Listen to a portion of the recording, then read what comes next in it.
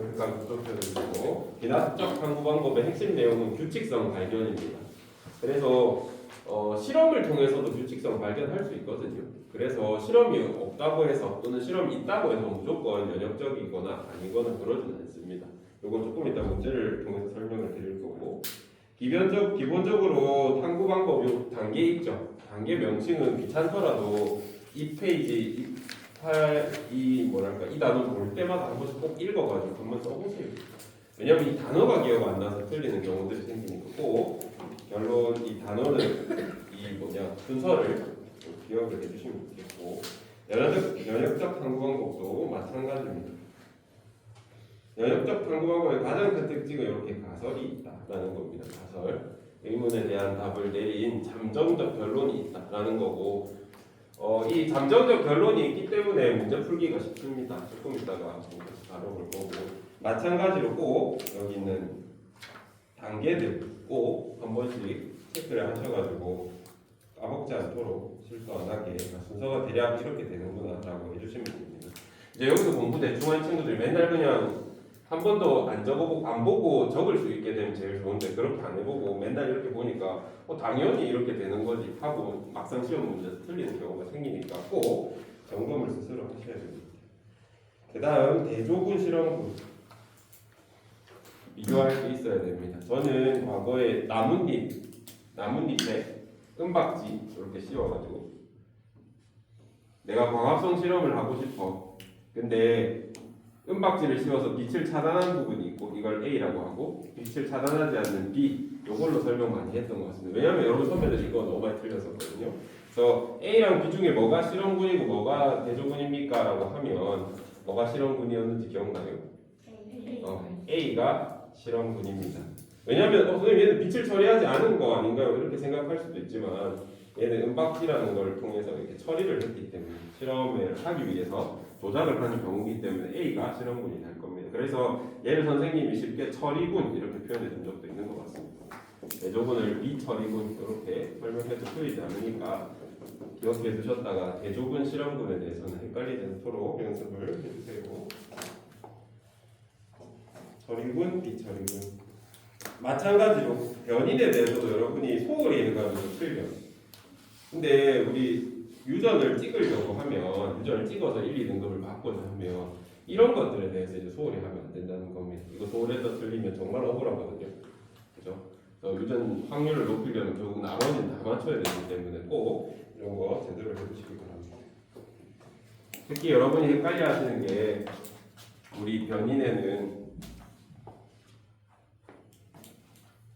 크게 독립이랑 종속이 있고 이거 여러분 안 보고 쓸 수 있어야 됩니다. 이제 연습을 꼭 하셔야 됩니다. 종속 변이는 얘가 변하면 영향을 받는 거예요. 통제 변인이랑 조작 변인이 여기 들어가고 왜 그런지 모르겠는데 이제 조작 변인이라고 분명히 적혀 있는데도 여러분이 통제 변인으로 읽어서 틀리는 경우 또는 얘네 두 개가 다 독립 변인이기 때문에 예를 들어서 뭐 조작을 했어. 아까 나뭇잎에서는 조작을 뭘 해준 거예요? 은박지를 이제 조작해줬다 해도 되고 여기선 광합성 실험이니까 빛의 양을 조작해준 거잖아요. 그거 독립 변인에 들어가.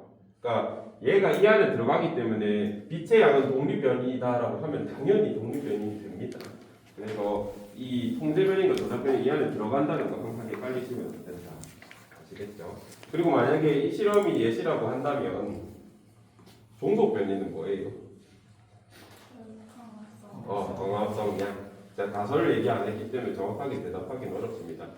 이 실험 처음에 설명했을 때는 빛의 양이 증가할수록 광합성 양도 증가할 것이다 가 가설이었거든요. 그래서 빛의 양에 따라 광합성 양이 변하니까 얘가 어떤 조작 변이나 통제 변인에 의해서 결과가 계속 바뀌죠. 광합성 양이 변하니까 얘가 종속 변이다라고 생각해 주시면 됩니다. 지금 이게 이해가 안 되면 이제 EBS 기본 특강이라든지 이런 걸 통해서 이 내용을 학습을 하셔야 합니다.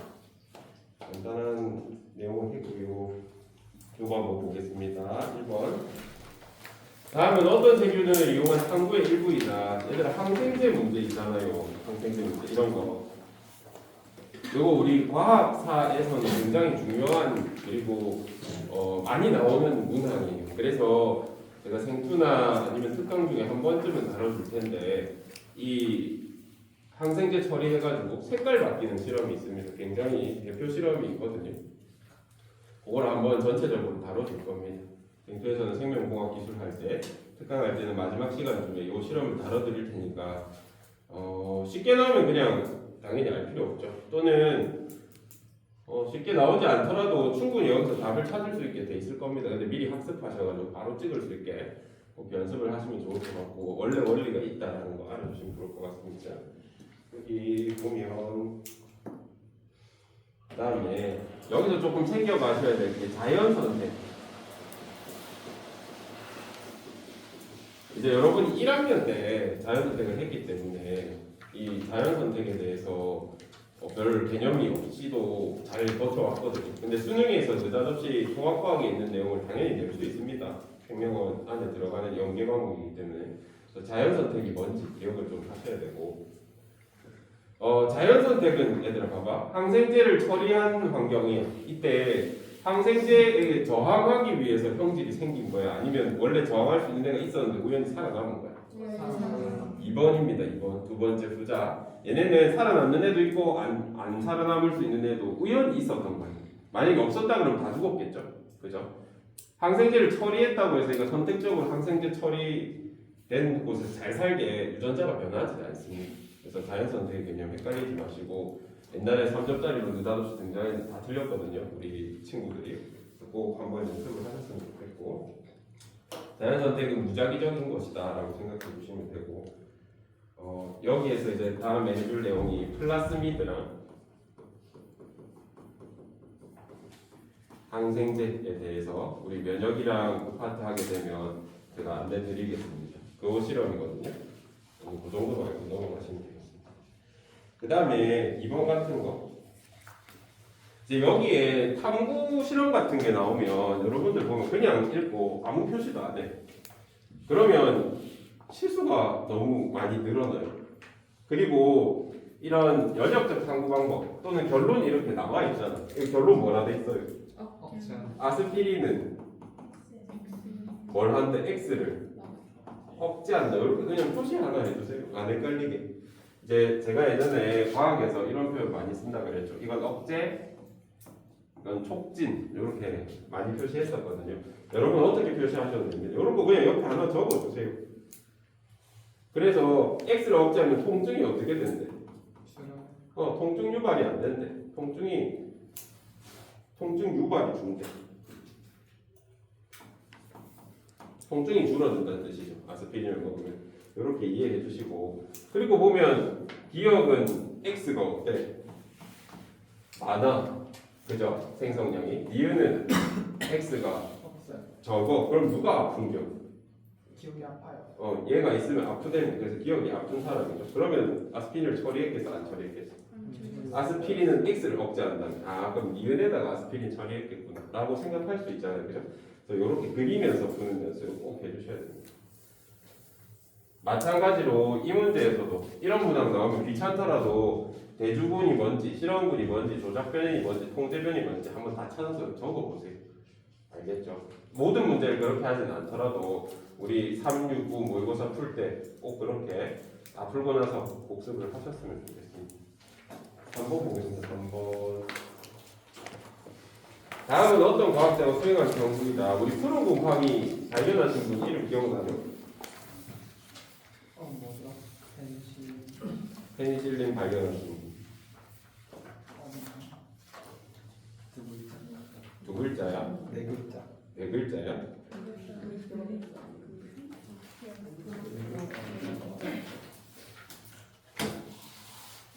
저도 기억 안 나서 물어보는 거예요. 갑자기 까먹었어. 기억이 안 나네. 보시면 되겠죠. 나중에 기억나면 말씀드릴게요. 다음은 이 실험에서 보면 얘는 가설을 설정했다라고 아예 대놓고 힌트를 줬잖아요. 그죠? 그래서 면역법 이런 거 충분히 알 수 있습니다. 그리고 여기서 가설의 특징이 좀 반드시 있어야 되는데 예를 들어서 이걸 귀납으로 낼 수도 있어. 까마귀는 검은색일 것이다 라고 했어. 예를 들어서 모든 까마귀는 검은색일 것이다. 그러면 얘를 검증하기 위해서 어떻게 해야 돼? 검증할 수 있어? 모든 까마귀가 검정색인 걸 할 수 있어 없어? 없어요. 없지. 왜냐면 모든 까마귀를 다 찾아서 싹 다 봐야 되잖아. 근데 내가 잡은 까마귀가 모든 까마귀인지 또 모두 잡을 수 있는지 이런 거 불가능하죠. 그래서 가설이 되려면 최소한 검증 가능해야 돼. 근데 검증 가능하지 않은, 예를 들어서 아까 그런 까마귀 같은 가설을 만약에 제시했는데 뭐 결론이 나왔다라고 하면 이건 규칙성을 찾은 거거든요. 그래서 가설이 존재해도 귀납법일 경우가 등장합니다. 그래서 귀납법이 아닌 가설, 연역법에서 가설은 이거 하나 적어두고 기억하세요. 검증 가능해야 되고 실험 결과를 예측할 수 있어야 됩니다.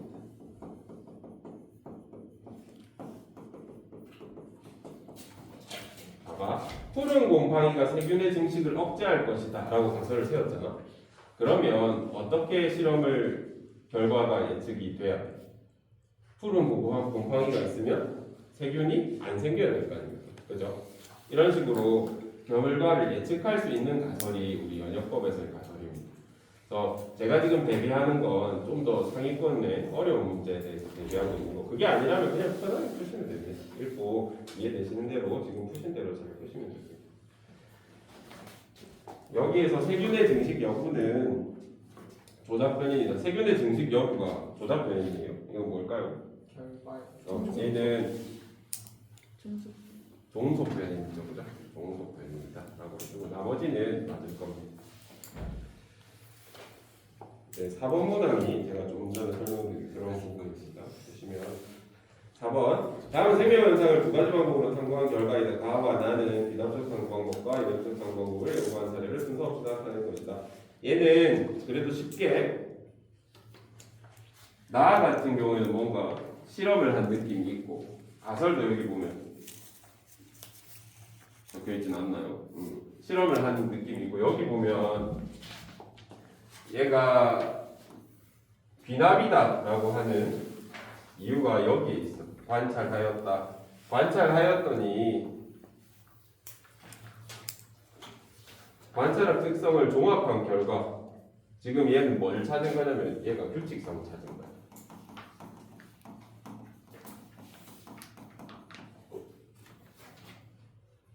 여러 개를 관찰해가지고 규칙성을 찾아보니까 높은 사회 지위를 얻더라 라는 결론을 내렸잖아요. 그죠? 이렇게 바로 결론을 내리는 경우 우리가 비납법이라고 합니다. 얘가 연역법이 되려면 이제 어떻게 해야 되게? 과격한 행동을 보일수록 사회적 지위를 얻을 것이다 라는 걸 가지고 실험을 해야겠죠. 그죠? 그래서 가설을 세우지 않고 규칙성에서 바로 사실을 도출했기 때문에 얘는 비납법이다 생각해 주시면 됩니다. 답은 우리 뒤에 있으니까 한번 매겨보세요.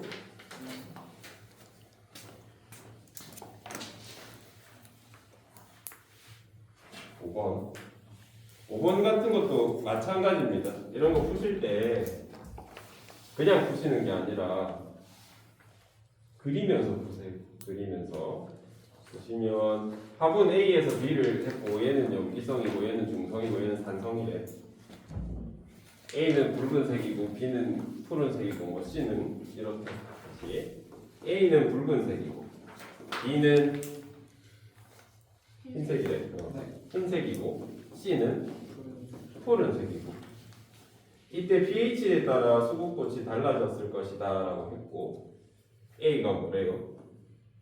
염기성 토양, B가 중성 토양, C가 산성 토양. 이렇게 적어달라고요. 이 내용을 한 번에 볼 수 있게. 물론 여러분이 줄 거면서 바로 이해할 수도 있죠. 근데 이렇게 그리는 거 꼭 연습하라는 뜻입니다. 그러면 딱히 뭐 문제될 만한 건 없고 이제 여기서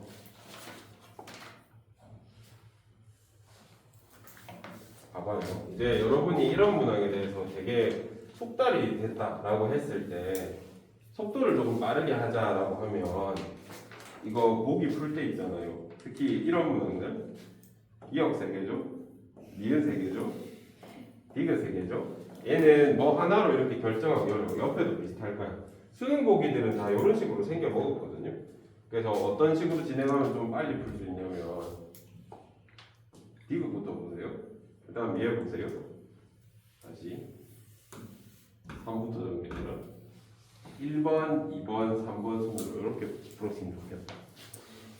디귿, 기역, 니은 순으로 보실 수 있으면 여러분 실력이 충분하다 그러면 이렇게 붙이면 훨씬 빨리 풀릴 겁니다. 왜냐하면 내가 토끼 머리로 예시를 잘 하는데요. 토끼 이렇게 있어요. 토끼 물을 때 어떻게 잡는지 알아? 토끼 잡을 때 너희가 토끼 쫓아서 올라가면 사냥꾼이 잡을 수 있게 없게 절대 못 잡아. 그래서 어떻게 하냐면 밑에 함정을 미리 파놔요. 왜냐면 토끼는 무조건 뛰어 내려가거든. 웬만하면 이 반대 방향으로 가. 또 위에서 큰 소리 내면서 토끼 몰면 그냥 여기 빠져. 어차피 여기 지나가니까 토끼 내려가는 습성을 알아서. 마찬가지로 우리 출제자들은 여러분이 기억부터 읽을 거를 반드시 알고 이렇게 읽겠지 라고 생각하고 돼. 그래서 여러분은 그 함정을 피해 가세요. 여기부터 읽으세요. 아시겠죠? 디귿, 기역, 니은 순으로 하면 헷갈릴 일도 없고 생각보다 빨리 풀립니다. 단 기본적으로 이렇게 역량이 생겼을 때 그렇게 하라는 겁니다.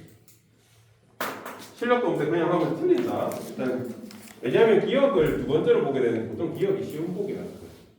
그리고 얘가 결정복인데 이거부터 봐도 무방한 문제들이 있거든. 비유단 같은 거 특히 이거부터 보셔도 됩니다. 그러면 훨씬 빨리 보기가 빨리 삭제됩니다. 6번 6번도 마찬가지로 보시면 될 것 같습니다. 현생명과학의 참고 방법이고 가설을 세우고 얘도 그렇게 매력적인 내용이 딱히 있지는 않습니다. 7번부터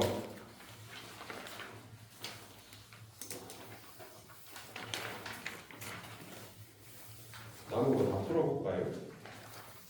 아마 동칠 것 같은데 1번부터 남은 거 15분 동안 풀어보세요. 10문항 정도 되죠?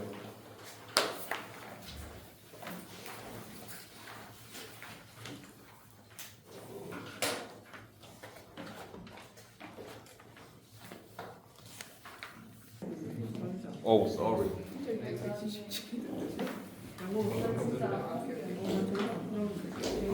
아니 여기까지 했는데 이렇게 해야 돼. 같이 봅시다.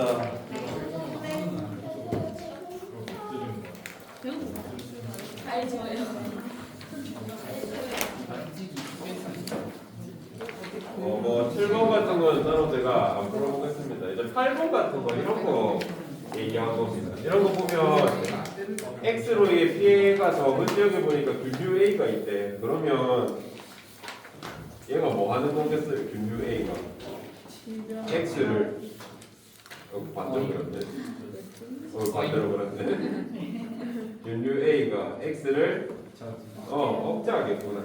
이렇게 생각하고 보시면 그림을 통해서 금방 여러분이 이해할 수 있을 겁니다. 그래서 이런 거 그릴 때는 여러분이 모식화해서 개념도처럼 이렇게 그려주시면 좋을 것 같습니다. 그러면 손상률이 높으니까 요게 X가 있는 지역이겠어 없는 지역이? 그렇게 생각할 수 있다는 소리입니다.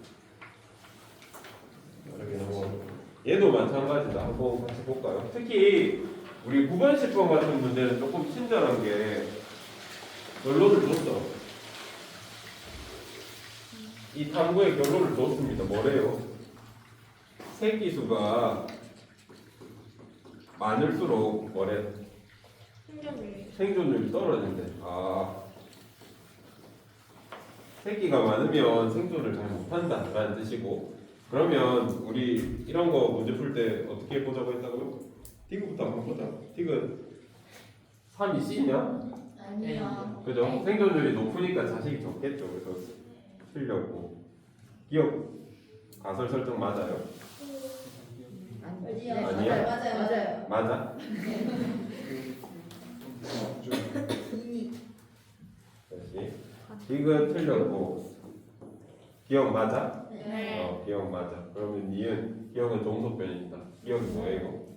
부모에 대해 결정을 맞아요. 맞아? 그러면 이제 3번 쉽게 체크될 것 같습니다.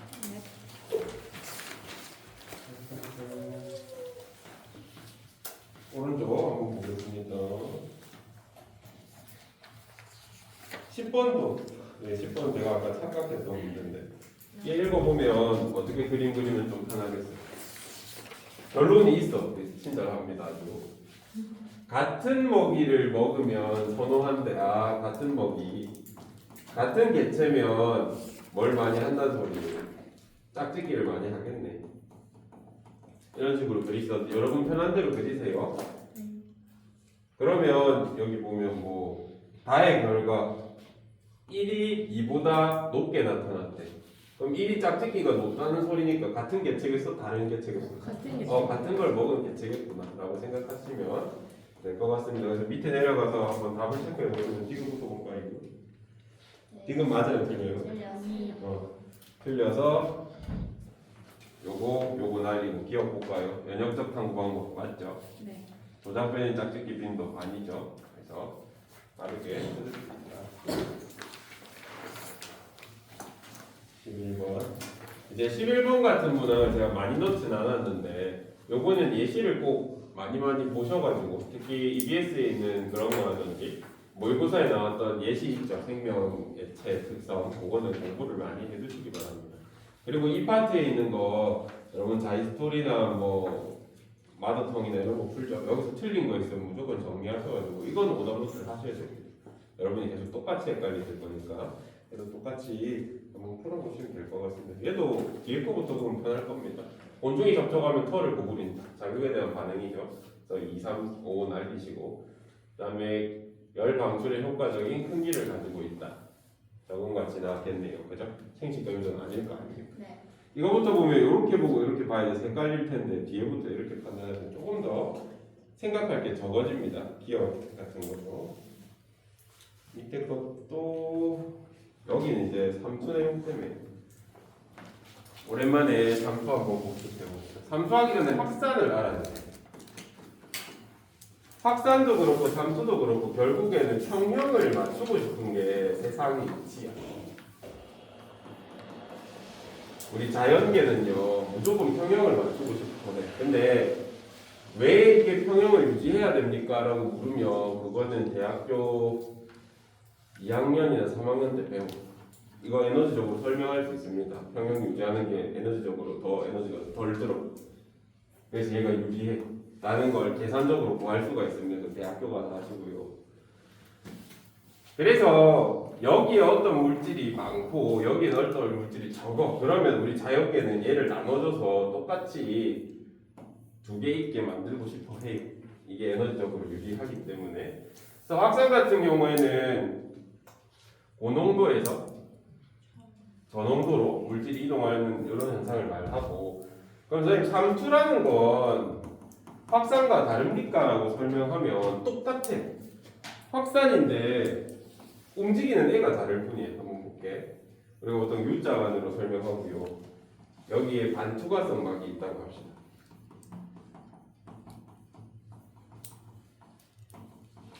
반투과성 막이 있다고 하고 보면 여기에 물질이 많아. 그다음에 여기 물질이 적어. 이 상태라고 합시다. 물은 똑같은 농도가 있고 어디가 고농도예요? 왼쪽. 얘가 고농도고 얘가 저농도잖아요. 만약에 이 막이 없었으면 여기 있는 물질이 어디로 갔을까? 오른쪽으로 갔겠죠. 근데 반투과성 막은 이 용질, 이 주황색은 통과할 수 없어. 그러면 나는 평형을 맞춰주고 싶어. 근데 주황색이 못 가. 그럼 누가 가면 돼? 물이 여기에서 여기로 가가지고 얘를 물켜주면 농도가 비슷해지잖아요. 평형이 맞아지잖아. 이 말 이해돼요? 이게 삼투야. 그래서 저농도에서 고농도로 물이 이동하는 현상이라고 이렇게 설명할 수 있습니다. 원리는 같아. 얘도 확산이에요. 그래서 이걸 다르게 생각하면 어떻게도 생각할 수 있냐면 여러분 1학년 때 책에 똑같이 나와 있습니다. 우리 보통 물을 용매로 생각하잖아요. 이렇게 다시 주황색으로 보이는데 주황색으로 다다다다다 여기 물질이 많고 여기 적게 있어요. 근데 물이 이렇게 있어요. 봐봐. 물이 용질이라고 생각해봐봐. 여기는 물이 고농도야 저농도야? 물이 저농도인 거 알겠어요? 다른 물질이 많잖아. 그지? 물 입장에서 보면 얘가 저 농도고 여기는 물의 농도가 어때? 물이 많잖아. 그래서 물 분자가 많은 데서 적은 데로 이동하는 거기 때문에 물의 확산이라고 해도 안 틀린다는 뜻입니다. 물 분자가 여기 더 적죠? 여기 많으니까 물이 평형을 이용해서 평을 맞추기 위해서 적은 데로 이렇게 이동한다. 이렇게 생각하셔도 돼요. 그래서 확산은 이런 식으로, 삼수는 이런 식으로 생각해 주시면 됩니다. 여러분 1학년 때 자세히 했었고 기억 안 나시면 조금 연습을 하시면 될 것 같습니다. 이제 여기서 두 번째, 달걀의 껍데기를 제외해. 달걀은 크게 두 층으로 돼 있습니다. 많이 먹어봤나요? 바깥쪽은 탄산칼슘이야. 몰라도 돼. 안쪽에 이렇게 계란 까다 보면 막네 같은 거 있잖아요. 이거 알껍질이라고 합니다. 알껍질이고 얘가 대표적인 반투과성 막입니다. 얘는 웬만한 용질은 안 지나가는데 물은 지나가집니다. 그래서 여러분 1학년 때 제가 반투과성 막 3개 알려줬었어요. 2학년 때 한 번 더 알려줬었고 대표적으로 알껍질이 있었고 또 뭐가 있게요?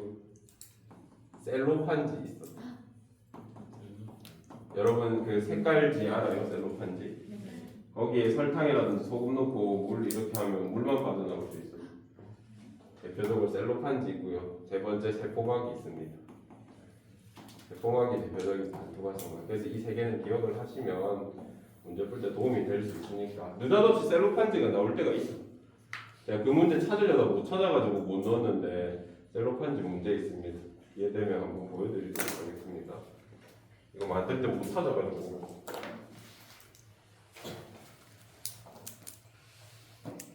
13번. 지금 생투에서는 광합성과 세포흡을 열심히 하고 있기 때문에 여러분들이 뭐 익숙할진 모르겠으나 사실은 세포흡과 광합성에 많은 단계가 있었죠. 그래서 세포흡과 광합성이 물질 대사다, 효소가 많이 쓰인다라는 건 여러분이 알 수밖에 없습니다. 여기 보시면 다음 그림은 광합성과 세포흡에서 에너지와 물질 이동을 나타내는 것이고 기억 관계는 각각 광합성과 세포흡이다. 이산화탄소랑 물을 이용해서 포도당 만드는 거 광합성이고요. 포도당이랑 산소를 이용해서 이렇게 되는 거 세포호흡입니다. 기억에서 빛에너지가 화학에너지로 전환된다. 빛에너지가 화학에너지 뭘로 전환돼? 포도당은 화학 물질입니다. 우리가 먹으니까 그냥 음식이라 생각하는데 화학 물질이고 화학 에너지입니다. 기억해 주셔야 되고 니은에서 방출된 에너지는 모두 ATP에 저장된다. 맞아요? 1분은 뭘로 빠져나가? 열이라고 하는데 우리 생투 배운 친구들은 전자에너지로도 나가는 거 알 겁니다. NAD로도 나가죠. 그죠? NAD나 또 FADH로도 나갈 것이고 또 산화환원 에너지로 막 전환되면서 다 튕겨나갑니다. 그래서 많은 에너지가 전환되기 때문에 사실은 모두 ATP에 저장되는데 이 말 자체가 틀렸다는 거 더 잘 알 수 있을 거고 ATP에는 인산결합이 있다. 있죠? 있다고 제가 말씀드렸습니다. 그리고 ATP에 있는 인산결합이죠. 요거 오랜만에 뒤에 문제가 있으니까 문제를 봅시다. 뒤에 문제에 ATP 그림 있죠? 잠깐 거기 한번 볼래요?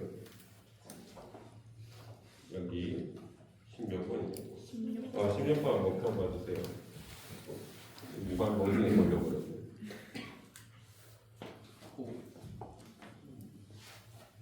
여기 봐주시면 너무 작긴 한데 여러분 그림 한번 잘 보시면 보면 여기 인산들이 이렇게 연결돼 있잖아요. 그래서 인산끼리 요 결합 이름 혹시 기억나? 그냥 인산결합이라고 해야 되는 고에너지 인산결합이라고 표현합니다.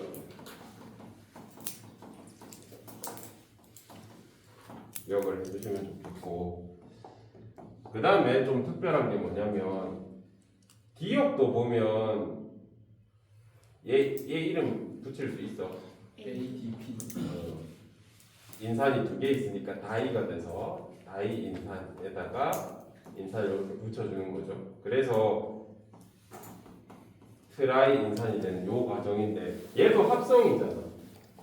그죠? 그래서 기억도 동화에 들어갑니다. 마찬가지로 니은으로 되는 거는 이화겠죠. 분해되는 거니까. 이것도 잘 봐주십시오. 바로 16번 봅시다. 포도당이 세포업에 사용된 결과 생성되는 노폐물은 아모니아가 있니? 아니요. 없습니다. 물이랑 뭔 소리야? 물이랑 이산화탄소만 나오는 게 지방이랑 탄수화물이다. 특히 한번 정리를 해보면 지질이랑 그 다음에 포도당 탄수화물이라고 했습니다. 탄수화물. 얘네는 노폐물이 뭐 나와요? 이산화탄소랑 이렇게 물이 나옵니다. 물도 노폐물에 포함된다라는 거 기억하셔야 하고, 그 다음에 단백질은 대사하고 나면 뭐가 나와요? 똑같이 이산화탄소랑 물 나오는데 암모니아가 이렇게 나오게 됩니다. 그리고 이제 여러분이 생소한 단어라서 한 번쯤 기억해 달라고 했던 게, 얘네 모두 세포호흡에 쓸 수 있죠. 그래서 주 에너지원이라고 하는데, 이 세포호흡은 사실 물질 대사니까 뭐가 쓰여? 효소가 쓰여. 그래서 이 세 개를 다른 이름으로 세포호흡에 사용되는 기질이다라고 표현해요. 효소가 기질 특이성이라는 거 있다는 거 1학년 때 배웠죠. 그래서 세포호흡하는 효소는 이 물질들을 기질로 사용하기 때문에 세포 기질이라는 표현을 하셔도 되지 않습니다. 오래돼서 기억 잘 안 나죠.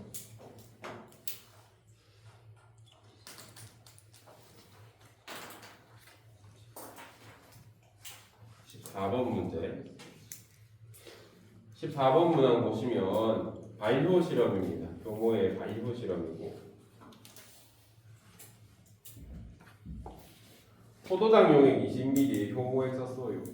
설탕 용액에다가 효모 썼어요. 이제 여기서 기억하셔야 될 건, 하실 필요까지는 없겠지만 실험 결과가 여기 있으니까, 근데 우리 지식적으로 하나 아셔야 되는 게, 이 생소한 친구들, 포도당은 단당류였어. 이거 외워달라 했었는데 기억나요? 설탕은 이당이야.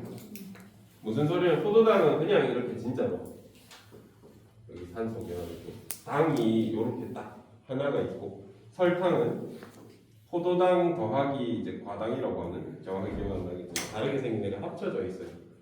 그래서 두 개를 동시에 쓴다라고 하면 누가 더 잘 쓰일까? 포도당을 더 빨리 쓸 수 있어. 왜냐면 얘는 그냥 쓰는 게 아니라 끊은 다음에 사용해야겠죠. 끊어서 한 개씩 사용할 수 있기 때문에, 끊는데 에너지와 시간이 들기 때문에 얘가 좀 더 세포 속도가 빠를 겁니다. 단당류가 훨씬 빠르다. 그래서 이런 지식적인 측면도 좀 기억했으면 좋겠습니다. 그리고 여기 효모액 얼마 넣어줘야 돼? 통제 변인 지켜야겠죠. 똑같이 15ml 넣어줘야 돼. 설탕 용액은 20ml 넣어줘야 돼.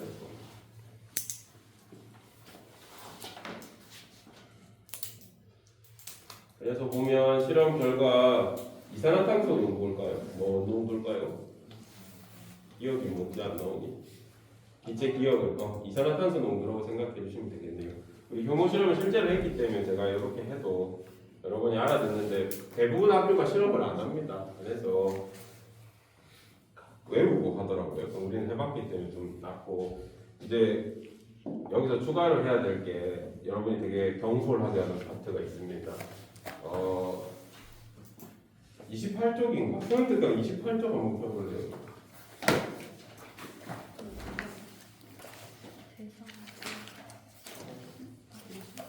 미루다가 까먹고 언젠가 해야지 하다가 안 하는 게 이겁니다.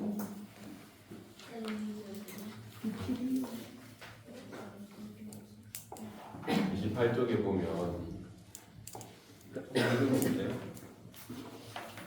여러분 윗세대에서 모의고사에 한번 등장했기 때문에 앞으로 낼 가능성이 점점 짙어지고 있습니다.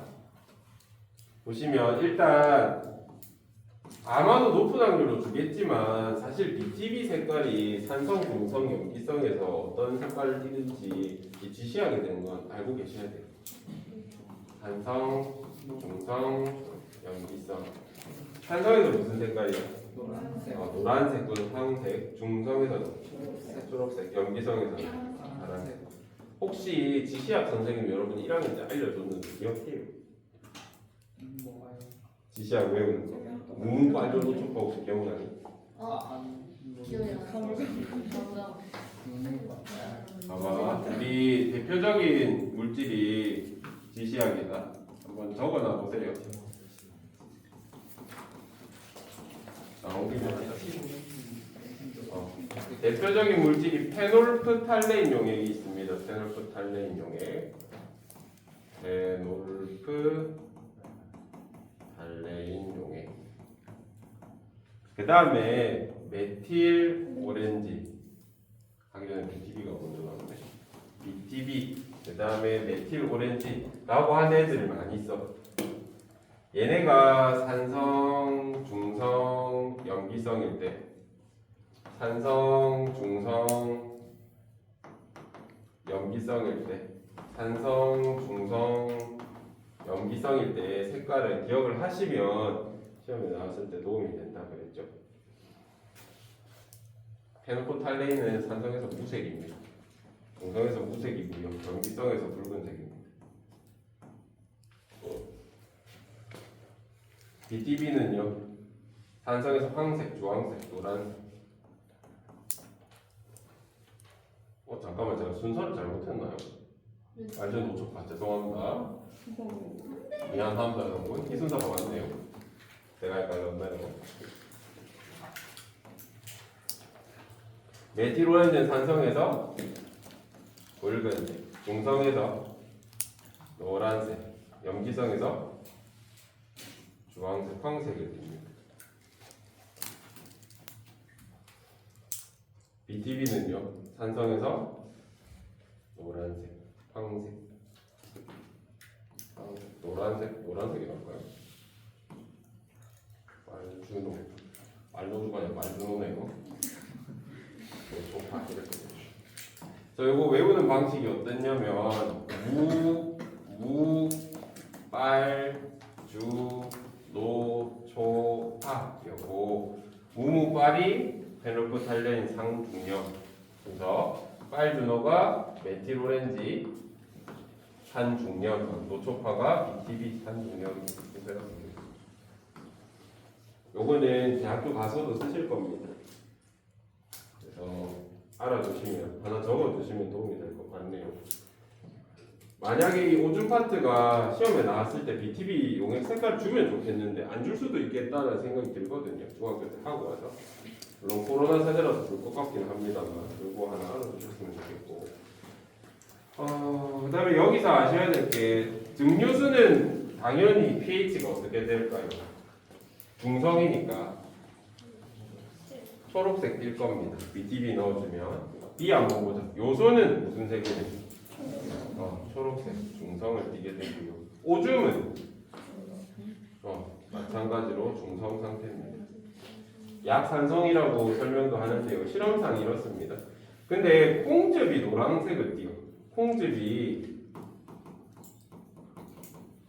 약하게 산성을 띈다는 거 제가 기억을 해달라고 옛날에 했었는데 까먹으셨다면 기록을 해두십시오. 콩즙이 산성입니다. 그래서 BTB 넣었을 때 노란색, 황색도. 근데 요소랑 콩즙을 넣었더니 푸른색이 돼. 이거 무슨 성질이란 뜻이에요? 염기성이 된다는 소리입니다. 이게 어떻게 된다 그랬죠? 요소를 콩즙에 넣으면 콩즙에서 어떤 효소가 얘를 암모니아로 분해하게 됩니다.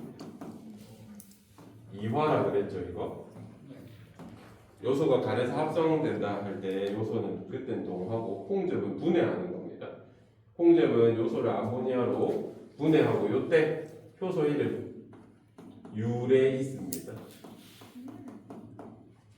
유레이스.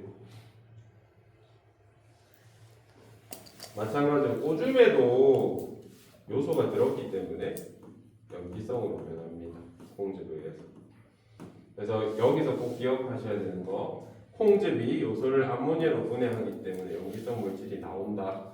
그리고 콩즙이 약산성이다 라는 거라도 기억하시면 혹시나 수능에서 이 문제 나왔을 때 헷갈릴 건 없을 겁니다. BTB는 높은 확률을 줄 것 같고 외워두시면 더 좋고. 요거 소홀히 하지 마세요. 갑자기 나오면 진짜 당황스럽습니다.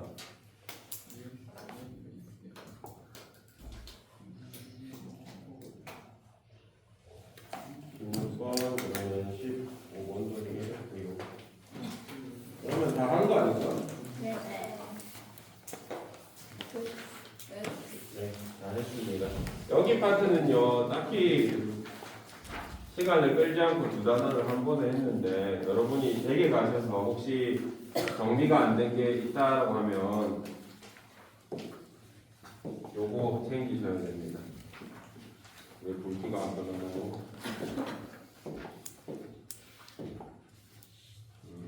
이건가?